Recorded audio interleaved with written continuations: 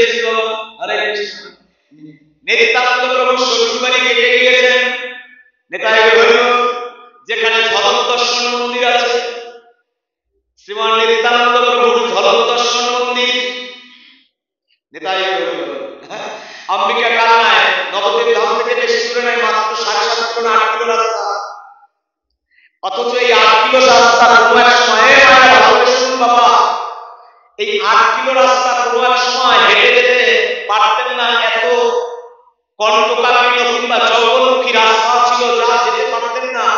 অথচ ওই অম্বিকা কালনাতে 5 জন পণ্ডিত ছিলেন একই সহদর, সূর্যদাস পণ্ডিত, জ্ঞানদাস পণ্ডিত, গৌরদাস পণ্ডিত, এই 5 ভাই ছিলেন তারা পণ্ডিত।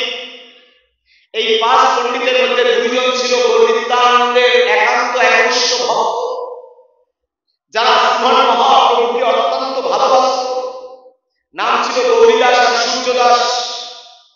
এতই ভালোবাসত যে গৌরের নামে তারা পাগল হয়ে যেত, কখনো বিমোর হয়ে যেত, কখনো নিতাই বলিতে নৃত্য করতে শুরু করত।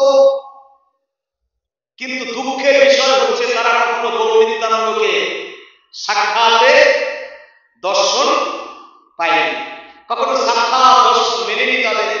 কিন্তু অন্তররসে ভজন করত গৌরনিত্যানন্দে। কারা ভজন করত?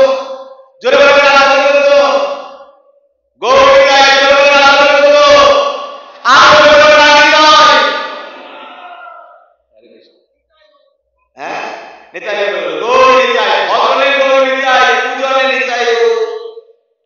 হরে কৃষ্ণ।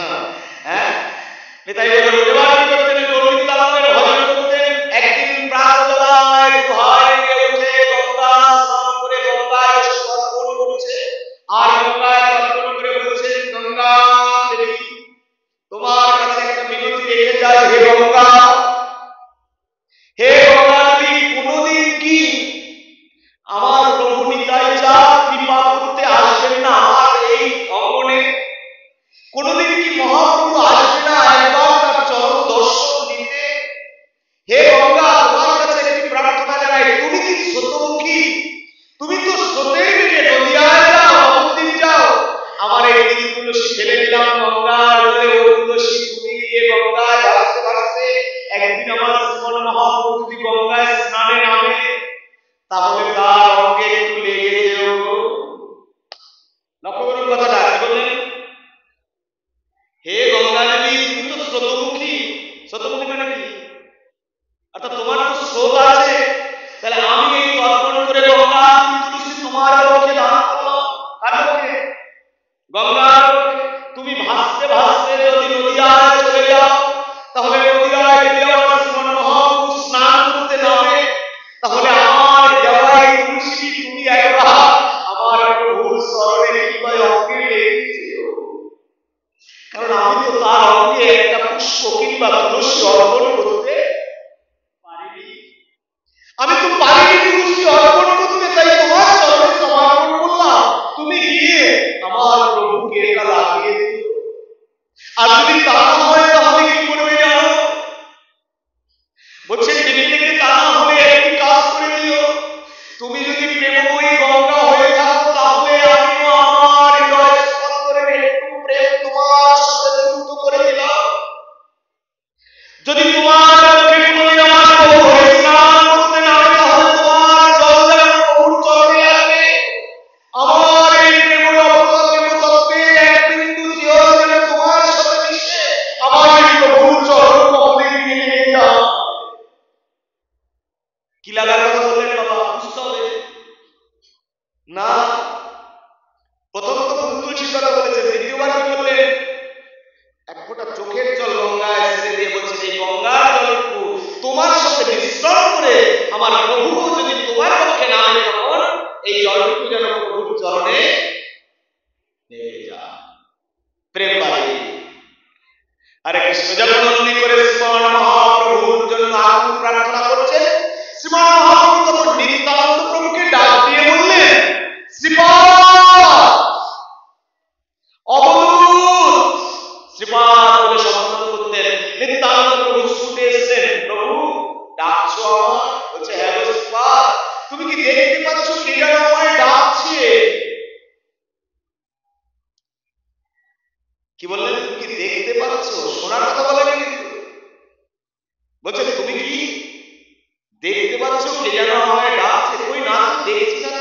যদি না দেখো তাহলে যাও আচার্যের ঘাটে গিয়ে দেখো তরি আছে কিনা। কার ঘাটে?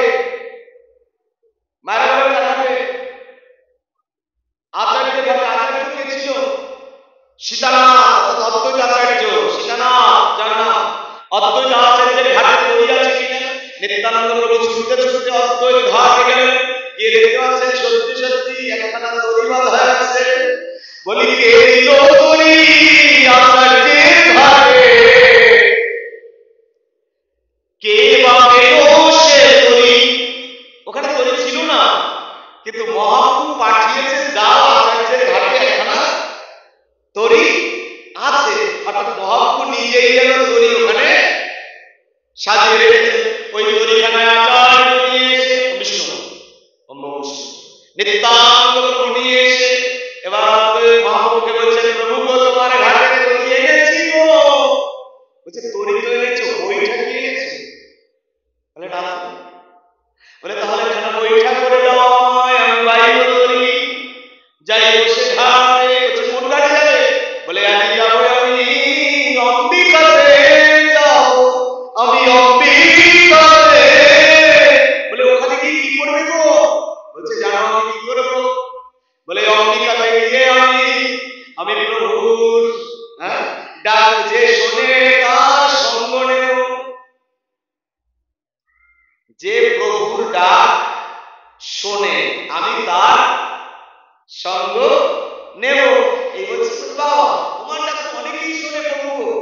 বলছে তাহলে চলো একটা বইটা দাও। আমার নিত্যানন্দ প্রভু করলেন কি?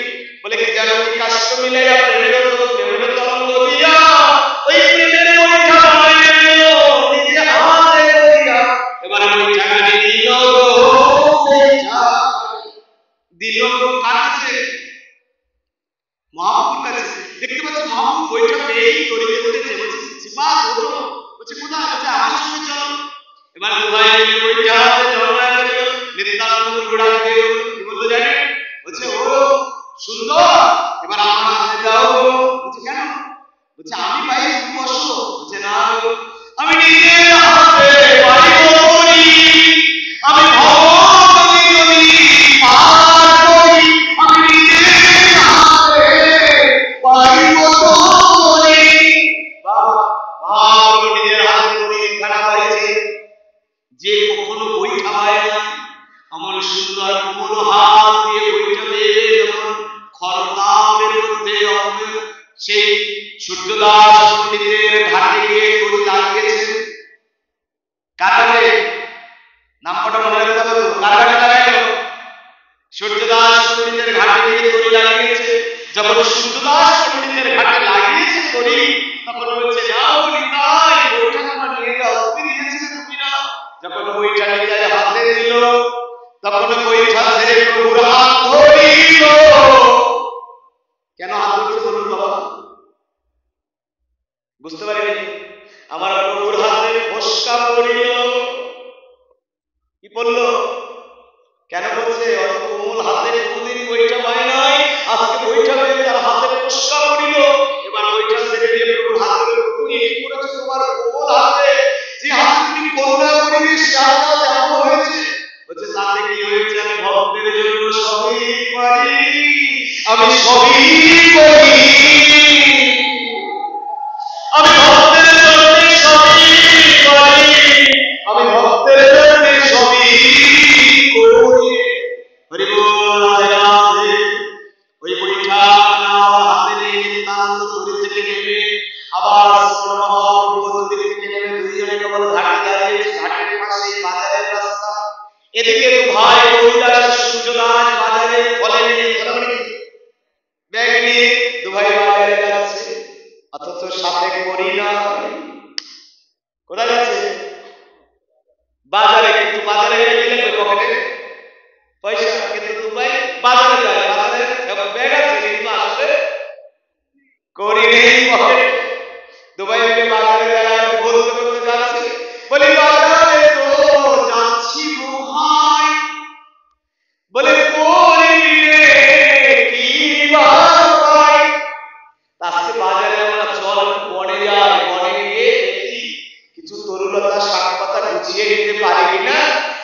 কিন্তু বলতে পারবে যে এনেছি স্ত্রীকে। কিন্তু ওই বাজারে যাওয়ার রওনা করার সাথে সাথে দেখতে পাচ্ছে হঠাৎ করে ওই নৌকা থেকে দুজন সন্ন্যাসী নামছে। কারা নামছে? দুজন সন্ন্যাসী। দুজন কে ছিল বাবা? হ্যাঁ, তোমার কে ছিল? নাম বলে না। আরে বাবা 10 বার যদি বলাই 10 বার তো কখন নাম বলা হয়। কে ছিল জোরে বলেন? চৈতন্য মহাপ্রভু। নিত্যানন্দ চৈতন্য মহাপ্রভুই বললেন নিত্যানন্দ প্রভু। রাধে রাধে। তা দু ভাই যখন নৌকা থেকে নামবে তখন দু ভাইকে দেখে বলছেন এত সুন্দর দুজন সন্ন্যাসী এসেছে, যাই যাই একবার তাকে প্রণাম করি। কাকে? চৈতন্য মহাপ্রভুকে দর্শন করে।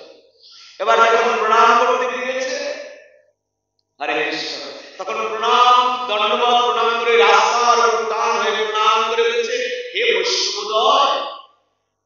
কি বললেন? হে বৈষ্ণবদয়, মানে দুইজন তো, এজন্য বৈষ্ণবদয় আপনারা কোত্থেকে এসেছেন? এখন নিত্যানন্দ বললে মানে নিত্যানন্দ মায়া সাগর করুণার ঠাকুর অল্পতেই বলতে চাইছেন, কিন্তু যখনই বলতে চায় তখন মহাপ্রভু হাতটা ধরেছে বামাটা। নিতাই ধীরে, এত তাড়াতাড়ি নয় গো। নিত্যানন্দ বলছেন কি বলতে চাও? বলছে আমি বলছি। মহাপ্রভু বলছে আমরা কোত্থেকে এসেছি জানো? বলে কোত্থেকে? বলছে আমরা গৌড়দেশ থেকে এসেছি। গৌড়দেশ, গৌড়দেশ থেকে এসেছি। বলছে বাহ, তোমরা গৌড়দেশ থেকে এসেছো, তাহলে তোমরাই তো গৌড়ের সন্ধান জানো। বলে যেহেতু তোমরা গৌড়দেশ থেকে এসেছো, তোমরাই গৌড়ের সন্ধান জানো। এবার রাখতে বলছে বলো না তাহলে ভাই আমার কেমন আছে গৌরনিতাই। বলো না ভাই কেমন আছে গৌরনিতাই। বলো তারা কি খুব কষ্টে আছে? নিত্যানন্দ বলতে চাই আমি কি বলছো, তারাই তোমার সম্মুখে বলবে, কিন্তু আবার বলেছে বলছে না রে শ্রীপাদ এত তাড়াতাড়ি নয়। মহাপ্রভু উত্তর দিচ্ছেন, কি বলছে জানে? আরে কৃষ্ণ বলে তোমার সাধনায় যেমন দেখছো তেমনই আছে। অর্থাৎ বলতে মিথ্যা বলেন না, তোমার সাধনায় যেমন দেখছো মানে সামনে যেমন দেখছো তেমনই সত্য কথা বললেন, আবার অন্তরের কথা বললেন। আরে কৃষ্ণ বলছেন দেখছো তো কেমন আছে? হ্যাঁ। এবার বলছেন আরে কৃষ্ণ তারপরে বলো না কেমন আছে? বলছে যেমন দেখছো তেমন আছে। বুঝলেন না তখনও? আরে কৃষ্ণ বলা হয়ে গেল কিন্তু বুঝতে পারলেন। এবার বুঝতে পারেননি তখন শ্রীমান নিত্যানন্দ প্রভু আবার বলতে চাইছে। নিত্যানন্দকে কর্মে কর্মে বলে নিতাই এত তাড়াতাড়ি নয়, প্রেমের পূর্ণতা না হতে করুণা করা যায় না। ওর প্রেমের এখনো পূর্ণতা হয়। বৃক্ষের তলায় ভাইলে বসে পড়েছে, একটা বকুল বৃক্ষ ছিল সেখানে। এই জন্য বকুলের সাথে মহাপুরুষ সাথে সম্বন্ধ আছে। দেখুন তেঁতুল গাছের সাথে মহাপুরুষ সম্বন্ধ আছে। বৃন্দাবনে ইমলি কলা। হরে কৃষ্ণ। ভগবান শ্রী গৌরহরি বৈঠক করেছিলেন এই তেঁতুল গাছের তলায়। আবার পুরী ধামে গেলে ভগবান যেখানে সাধনা করেছিল গৌরহরি বকুল তলায়, সিদ্ধ বকুল তলা। হরে কৃষ্ণ। এই বকুলের সাধনার একটা মূল তত্ত্ব আছে। তাই এমনি করে যখন রাত বেশি হয়ে যাচ্ছে, কালকে আবার একাদশী তো, রাতে রাতে আরে কত বাজে? 11 বেজে গেছে জানি। কাছাকাছি। যাই হোক হরে কৃষ্ণ, আবার কিছু সময় নেব। এটাই হলো তেমনি করে যখন মহাপ্রভু ওই দু ভাই মিলে যখন বৃক্ষতলায় বসেছে, তখন তারা একবার প্রণাম করে বলছেন আপনারা কোথা থেকে এসেছেন? বললেন না। বলছে কেন? বললাম তো আমরা গৌড়দেশ থেকে এসেছি। আচ্ছা আপনারা কোথায় যাবেন? তখন ওনারাও জানে না কোনজন গৌরীদাস কোনজন সূর্যদাস। দেখুন ব্যাপারটা কেমন, এরাও জানে না এরা কারা, এরাও জানে না এরা। আরে কিন্তু মহাপ্রভু জানে, নিত্যানন্দ জানে না। মহাপ্রভু অন্তর জানে, এ জেনেছে কিন্তু চাপা রেখে অর্থাৎ বুঝতে দেয়নি। নিত্যানন্দ বলছে আমরা কোথায় যাবো জানো? কোথায়? বলছে আমরা সূর্যদাস পণ্ডিতের বাড়ি যাবো। তোমরা কি দেখিয়ে দিবে তাদের বাড়ির দিকটা? কার বাড়ি যাবে? আর সূর্যদাসকেই বলছে। বলছে কাকে? সূর্যদাসকেই বলছে আমরা কি সূর্যদাসের বাড়ি যাবো, আমাকে একটু রাস্তা দেখে দিবে। এখন সূর্যদাসের বাড়ি যাবে, বলুন তো কোন সূর্যদাস? বলছে যে পাঁচ ভাই পণ্ডিত। বলছে না আমার কথাই বলছে মহাপ্রভু, আমার মানে এরা আমার কথাই বলছে। বলছে বৈষ্ণব যাবে আমার গিয়ে, কিন্তু আজকে আমার গিয়ে তেমন কিছু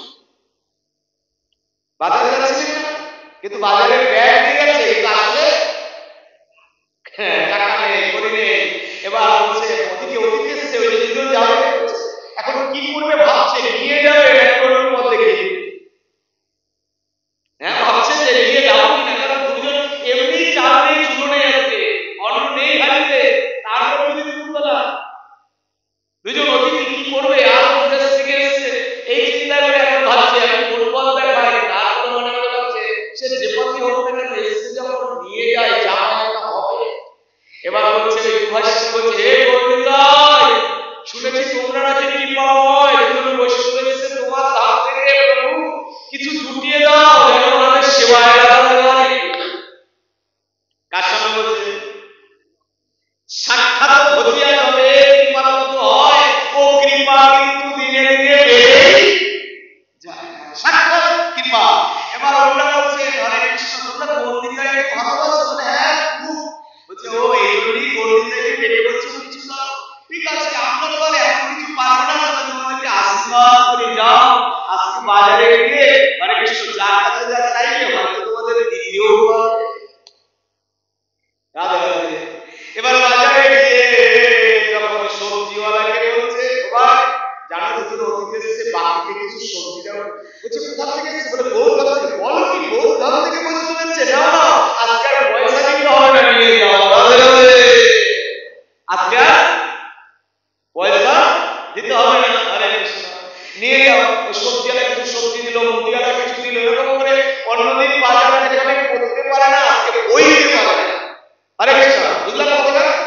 অন্যদিন বাজারে যেখানে করতে পারে না, সেখানে আজকে বই দিতে পারে না। তার মানে কি বোঝাটা বেশি হয়ে গেছে। হরে কৃষ্ণ, তাহলে বলতে পারে না যখন এবার বাজারে গেছে, এদিকে হরে কৃষ্ণ ওখানে গেছে, বলে গেছে আপনারা একটু বসুন, আমরা বাজার থেকে আসি, যাওয়া হচ্ছে আপনাদের ওনাদের বাড়ি দেখিয়ে দেব। কাদের বাড়ি?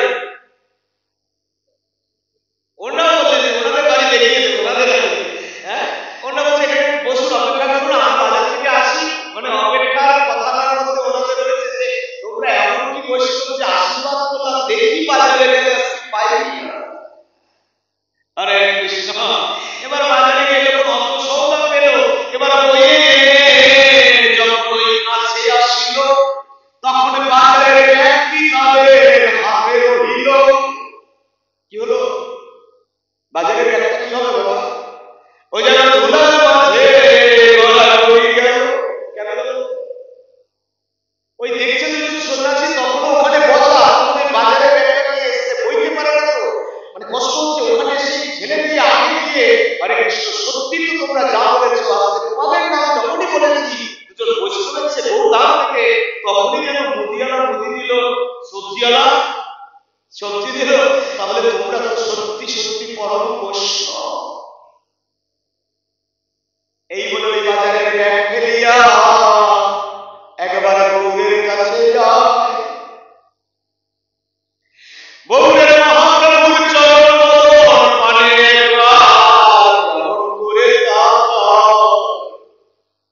ও চরণ দর্শিয়া প্রেমে পরশিয়া প্রেমের ভাব জাগিল আমার পরিত্রাণে চরণ দর্শন করে একবার কি যেন প্রেমের ভাব আসিল। তারা কি করছে? এমনকি চরণে দর্শন করলো, সঙ্গে সঙ্গে ও দু ভাই মিলে নিয়ে যাওয়ার কথা বাড়িতে, তার আগে কি করেছে? ওই পথিমধ্যে ধুলার মাঝে দু ভাই গড়াগড়ি যায়, গড়াগড়ি গিয়ে আমার নিতাই চরণ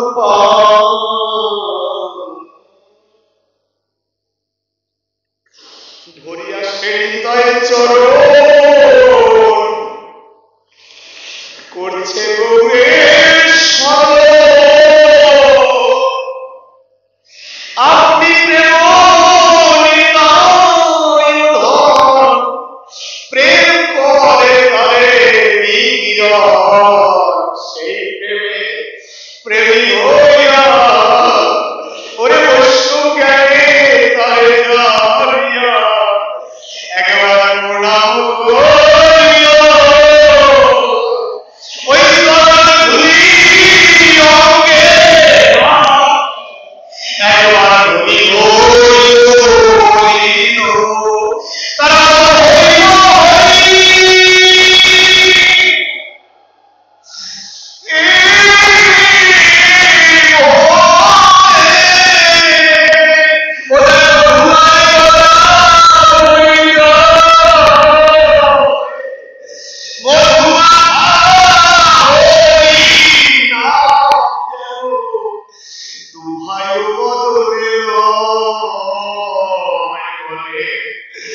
হরে কৃষ্ণ হরে কৃষ্ণ কৃষ্ণ কৃষ্ণ হরে হরে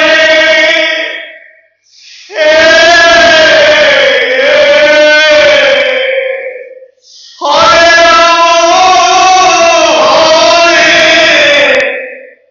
রাম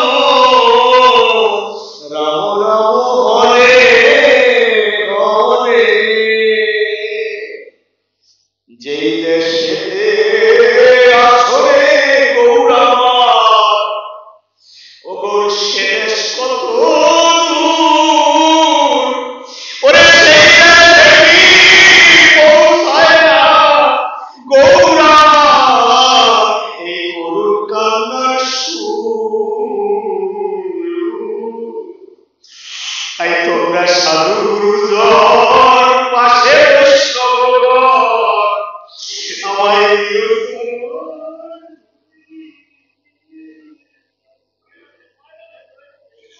আমি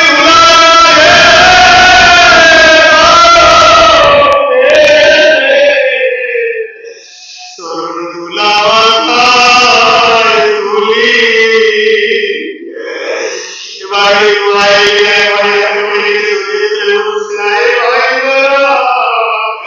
একবার যদি পাপের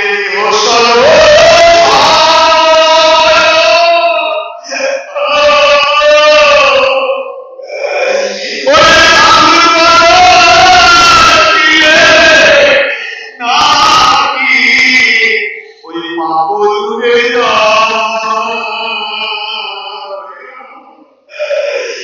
একবার কৃষ্ণ হরে কৃষ্ণ কৃষ্ণ কৃষ্ণ হরে হরে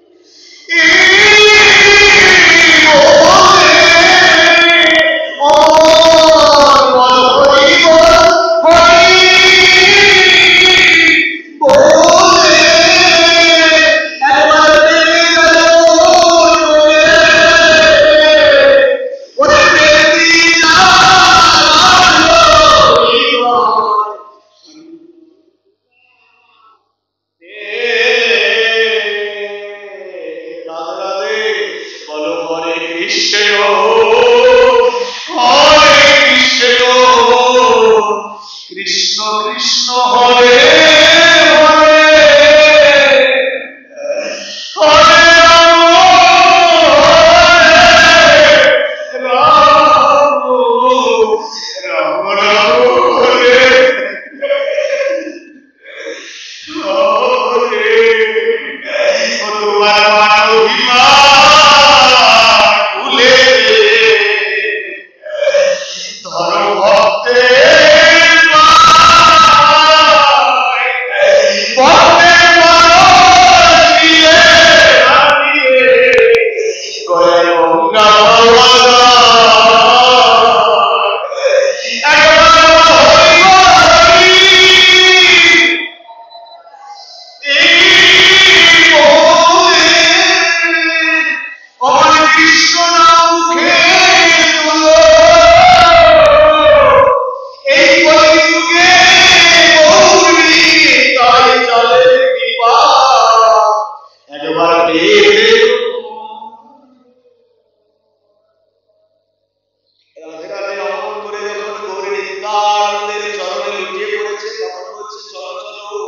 আমাদের সময় নাই, চলো একটু ওই সূর্যদাস পণ্ডিতের বাড়ি দেখিয়ে দাও।